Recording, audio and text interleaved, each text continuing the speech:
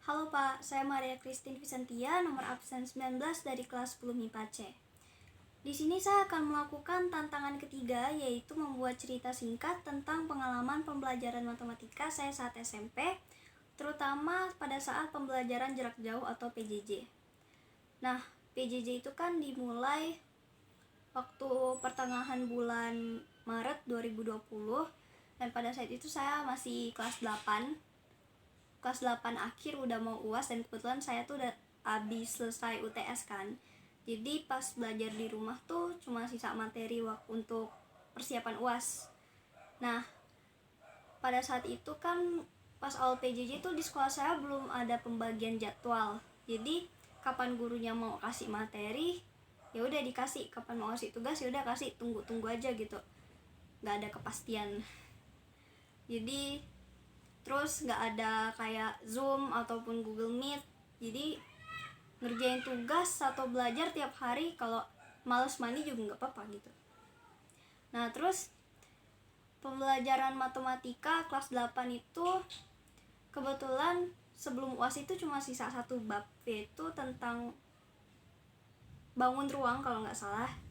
Bangun ruang cuma nentuin volumenya, terus nentuin luas, terus luas bidang diagonal, cuma gitu. Jadi waktu kelas 8 pembelajaran di rumah itu nggak terlalu berat lah, karena materinya juga nggak susah.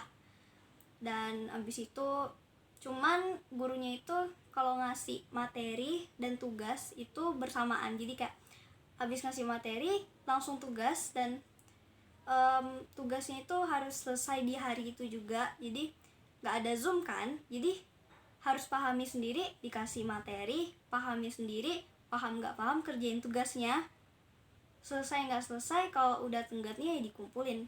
Kalau lewat tenggat ya ada pengurangan nilai kan, takutnya begitu. Jadi selalu kumpulin tugas tepat waktu. Nah, abis itu udah materinya cuma itu kan, kelas 8 akhir bagi UAS, terus bagi rapot, masuk kelas 9. Pas awal kelas 9 ya nggak susah lah, udah mulai ada jadwal yang teratur juga kan, jadwal pelajaran. Kelas 9 itu pas bab awal pertama tuh ada materi tentang perpangkatan sama akar. Itu udah pernah ketemu sih pas SD, jadi nggak susah, cuman materi yang baru ketemu pas itu cara merasionalkan bentuk akar, cuma itu aja di subbab ketiganya atau subbab keempat gitu. Jadi ya nggak susah-susah amat pas bab 1. Terus pas udah masuk ke bab kedua, kalau nggak salah udah ganti bab itu. Ini pengalaman Zoom paling buruk sih. Jadi saya kan biasa setiap hari itu udah ada jadwal, saya udah tahu di hari itu ada pelajaran matematika, tapi saya memang biasanya buka Google Classroom kalau nggak tepat sesuai jam pelajarannya 7.30.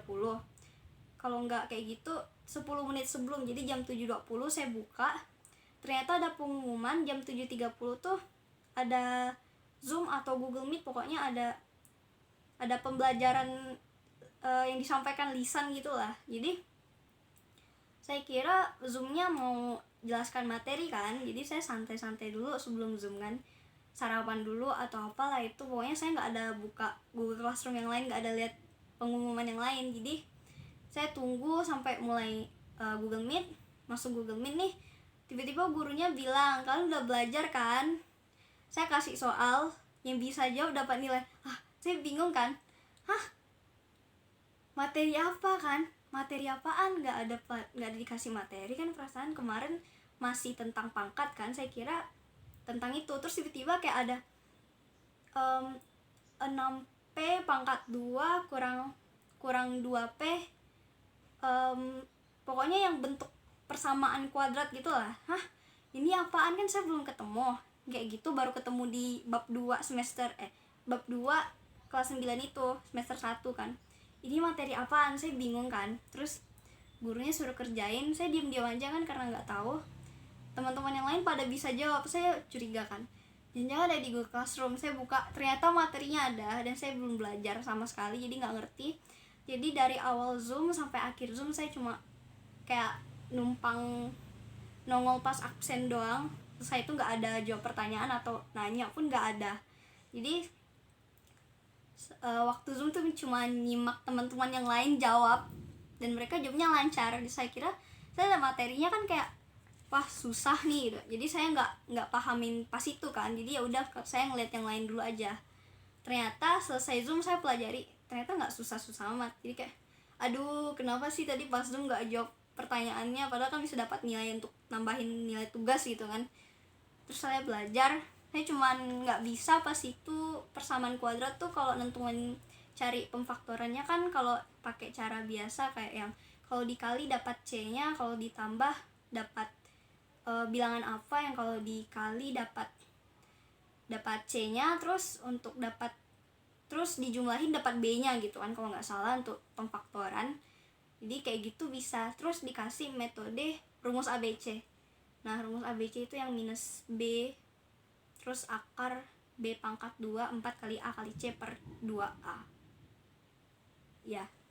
Nah di situ saya bingung karena jawaban saya beda dengan yang pemfaktoran biasa. Jadi saya bingung ngerjain tugas tuh nggak dapat jawabannya dan saya kumpulinnya telat.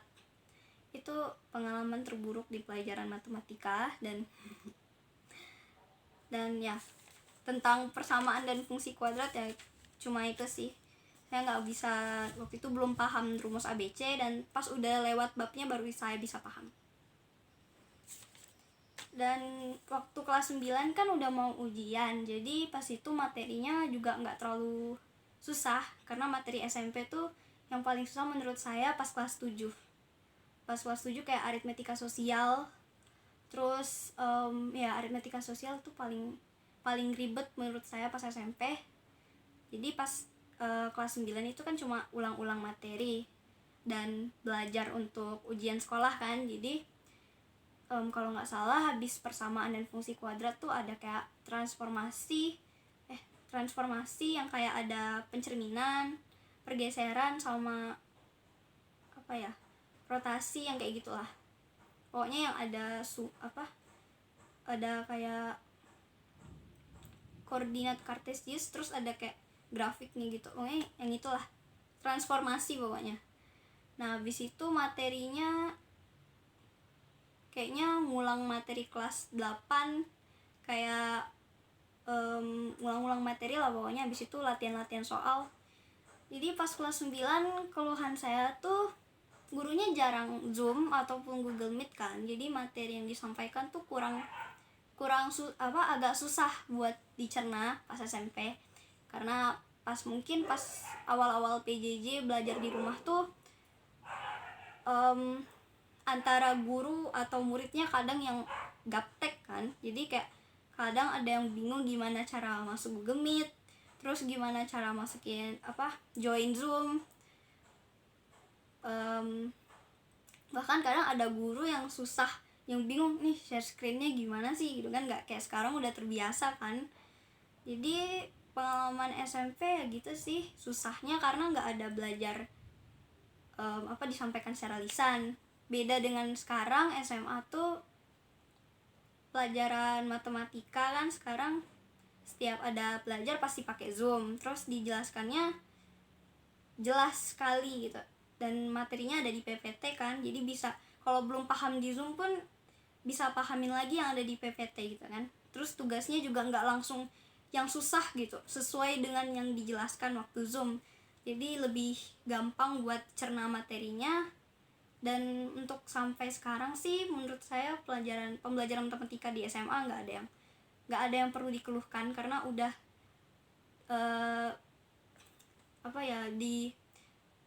penyampaian materinya udah sangat mudah dipahami. Jadi kalau misalnya masih kurang paham pun bisa langsung tanya ke Pak Guru kan. Jadi ya nggak ada keluhannya sih Pak. Jadi segitu aja kayaknya cerita singkat dari saya. Terima kasih.